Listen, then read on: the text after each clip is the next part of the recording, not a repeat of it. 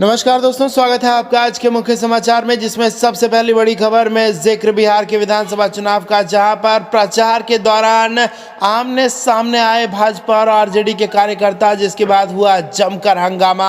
इसी के साथ दूसरी बड़ी खबर में आपको बताएंगे कि पप्पू यादव ने नीतीश कुमार पर बोला हमला, कोरोना काल में 84,000 करोड़ खर्च किया मगर एक भी गरीब का इलाज नहीं हुआ। और तीसरी बड़ी खबर में जिक्र होगा कि भारत के लोकतंत्र को किया जा रहा खोखला, सोनिया गांधी का मोदी सरकार पर बड़ा निशाना था। दोस्तों, हर एक खबर की गहराई में आपको ले जाएंगे, लेकिन उससे पहले अगर आपको भी ऐसा लगता है कि चुनाव के नतीजों के बाद बिहार में तेजस्वी सरकार होगी, तो आप अभी इस वीडियो को लाइक कीजिए और इस लाल बटन को दबा के इस चैनल को फ्री में सब्सक्राइब करके घंटी बजाकर कमेंट में लिखिए जय हिंद। दोस्तों, रुक करते तमाम बड़ी खबरों की तरफ।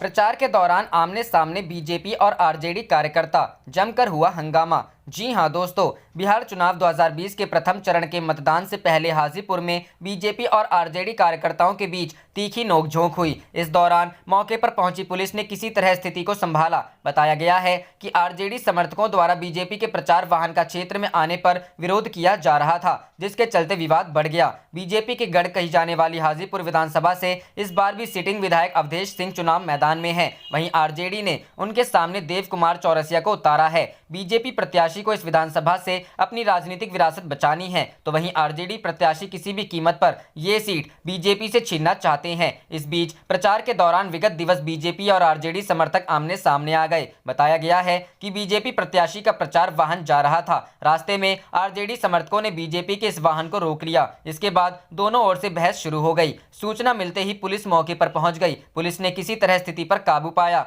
वहीं इस मामले में बीजेपी प्रत्याशी का कहना है कि आरजेडी का तो ये इतिहास रहा है, वे सामान्य लोगों को डरा धमकाकर शासन करना चाहते हैं। वहीं आरजेडी प्रत्याशी ने कहा कि इस बारे में उन्हें कोई जानकारी नहीं है, ये उन्हें बदनाम करने की साजिश है। इस मामले में जिलाधिकारी वैशाली से बात की गई तो उन्होंने बताया कि इस बारे में किसी प्रकार की शिकायत नहीं मिली है।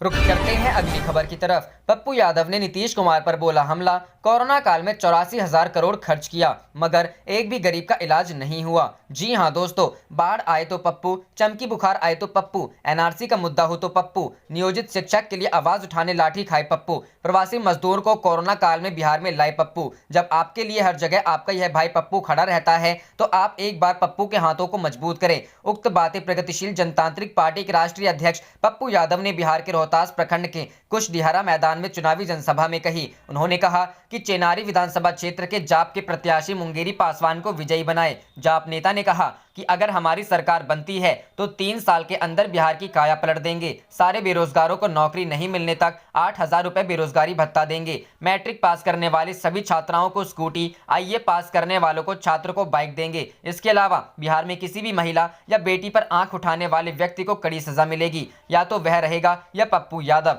पप्पू यादव ने नीतीश कुमार व सुशील कुमार मोदी पर तंज कसते हुए कहा कि कोरोना काल में 84,000 करोड़ बीमारी के नाम पर खर्च किया मगर एक भी गरीब का इलाज नहीं हुआ। मैंने प्रवासी मजदूरों के लिए 16 करोड़ रुपए गरीबों के खाते में डलवाया है। प्रवासी मजदूरों को खाना पहुंचाने के लिए खुद रात दिन एक किया हूं। आप लोग एक बार मुझे मौका दें, मैं बिहार का नक्शा बदल दूंगा। सभा की अध्यक्षता गुड्डू कुमार ने किया। सभा को लाल साहेब, लड्डू खान, आकिब खान, असलम खान, शमशाद खान, कुसुम देवी, सुमित यादव, यमुना चौधरी, जौहर आजाद आदि ने संबोधित किया। बिहार वासियों पर कोई आपदा आती है तो सरकार चुप्पी साध लेती है। आज आप सरकार से यह सवाल जरूर करें कि बिहार की जनता बाढ़ का सामना कर रही थी तो कहां थी सरकार, या कोरोना काल में जब बिहार वासी मजदूर भूखे प्यासे सड़क पर पैदल चल रहे थे तो कहां थी सरकार। उक्त बातें जन अधिकार पार्टी के सुप्रीमो राजेश रंजन उर्फ पप्पू यादव ने शनिवार को प्रेम नगर के खेल मैदान में चुनावी सभा में कही।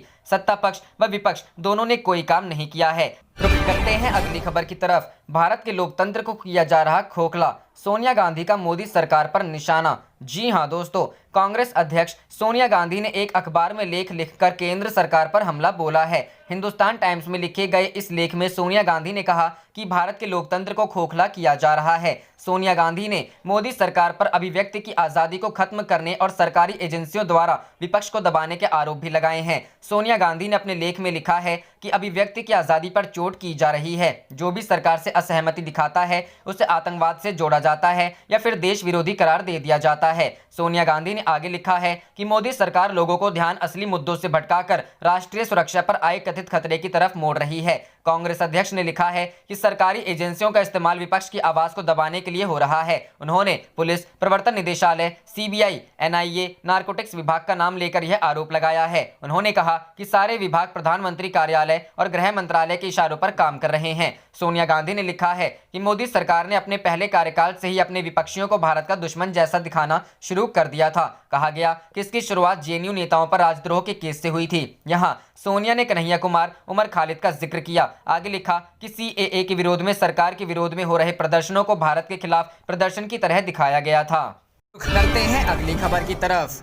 क्या नीतीश के खिलाफ चक्रव्यूह में बीजेपी एलजेपी के साथ आरएसएस भी है? जी हां दोस्तों, आरएसएस के कई स्वयंसेवक खुलकर ये मान रहे हैं कि वो नीतीश कुमार की जेडीयू के खिलाफ एलजेपी के उम्मीदवारों के लिए प्रचार कर रहे हैं। विनीत सिंह बिहार के आरा जिले में राष्ट्रीय स्वयंसेवक संघ से जुड़े एक युवा स्वयंसेवक हैं। वो बिहार विधानसभा चुनाव में भोजपुर इलाके के कई विधानसभा क्षेत्रों में सक्रिय रूप से चुनाव प्रचार कर रहे हैं। आरा विधानसभा सीट पर वो बीजेपी उम्मीदवार अमरेंद्र प्रताप सिंह के लिए प्रचार कर रहे हैं, जो 2015 में बहुत ही कम अंतर से आरजेडी उम्मीदवार से हार गए थे। इस बार उनका मुकाबला महागठबंधन के सीपीआई एमएल उम्मीदवार कयामुद्दीन अंसारी से है। हालांकि विनीत लोक जनशक्ति पार्टी के उम्मीदवार पूर्व आरएसएस प्रचारक राजेंद्र सिंह के लिए प्रचार करने रोहतास जिले के दिनारा भी गए थे। राजेंद्र सिंह का मुकाबला जेडीयू के जयकुमार सिंह से है, जो नीतीश कुमार की सरकार में मंत्री थे। पहले चरण के चुनाव में दिनारा वोट सीट बताई जा रही है, जहां एलजेपी के जीतने की सबसे ज्यादा संभावना है और विनीत सिंह राजेंद्र सिंह की जीत को लेकर आश्वस्त हैं। अगर ऐसा होता है तो ये उन सीटों में एक सीट होगी जहां जेडीयू को एलजेपी नुकसान पहुंचाएगी।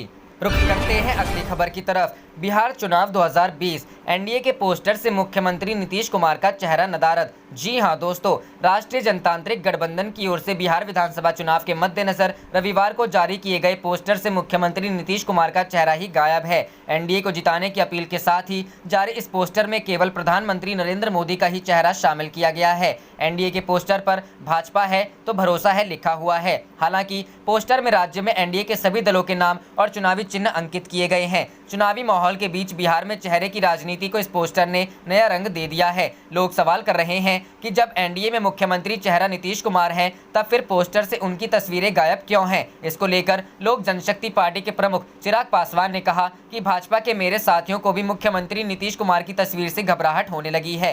पोस्टर देखकर मुझे अच्छा लगा। वहीं चिराग ने आम मतदाताओं से अनुरोध किया कि जहां भी एलजेपी प्रत्याशी मैदान में हैं, उन सभी क्षेत्रों पर बिहारी फर्स्ट को लागू करने के लिए एलजेपी को वोट करें। अन्य विधानसभा क्षेत्रों में भाजपा के साथियों को वोट करें। आने वाली सरकार नीतीश मुक्त सरकार होगी। बिहार के राजनीतिक विश्लेषकों का मानना है कि मुख्यमंत्री नीतीश कुमार की घटती लोकप्रियता का एनडीए नेताओं को भी एहसास हो गया है। इसीलिए पोस्टर में नीतीश कुमार की तस्वीर नहीं लगाई गई है। पोस्टर से मुख्यमंत्री नीतीश कुमार का चेहरा हटाने का मतलब बिहार के चुनाव को प्रधानमंत्री नरेंद्र मोदी के चेहरे की ओर ले जाने का प्रयास है। प्रधानमंत्री मोदी के चेहरे पर बिहार विधानसभा चुनाव जीतने की कोशिश की जा रही है। बता दें कि बिहार विधानसभा चुनाव के लिए 3 चरणों में मतदान होगा। राज्य में 28 अक्टूबर को प्रथम चरण का मतदान, 3 नवंबर को दूसरे चरण का मतदान और 7 नवंबर को अंतिम चरण का मतदान होगा। वहीं नतीजे की घोषणा 10 नवंबर को होगी।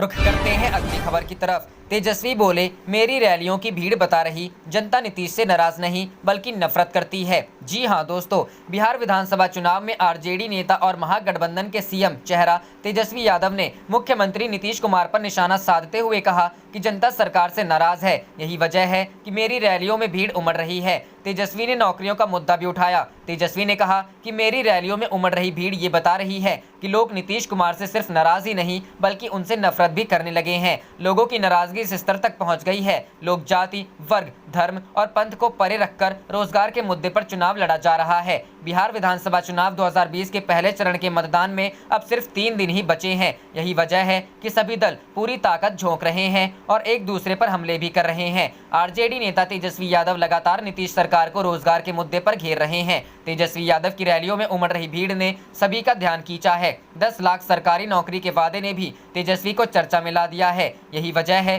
कि तेजस्वी जहां भी रैली में जा रहे हैं, वहां पहली कैबिनेट में सरकारी नौकरी की घोषणा का वादा याद दिलाना नहीं भूल रहे हैं। नौकरी पर घेर रहे तेजस्वी। यही नहीं, तेजस्वी नीतीश कुमार और भाजपा को रोजगार न देने के मुद्दे पर घेर रहे हैं। तेजस्वी एनडीए के 19 लाख रोजगार भी तंज कस रहे हैं। तेजस्वी सवाल उठा रहे हैं कि वे कह रहे हैं कि फिर सत्ता में आए तो 19 लाख रोजगार देंगे। हमसे सवाल किया जा रहा है कि 10 लाख नौकरियों के लिए पैसा कहां से आएगा, तो नीतीश जी और भाजपा बताएं कि वह 19 लाख के लिए कहां से लाएंगे। वहीं तेजस्वी ने यह भी कहा कि वे कह रहे हैं कि रोजगार देंगे, जबकि हम रोजगार की बात नहीं, सीधे सरकारी नौकरी देंगे। आप देख रहे थे आपका अपना चैनल जय हिंद जय भारत।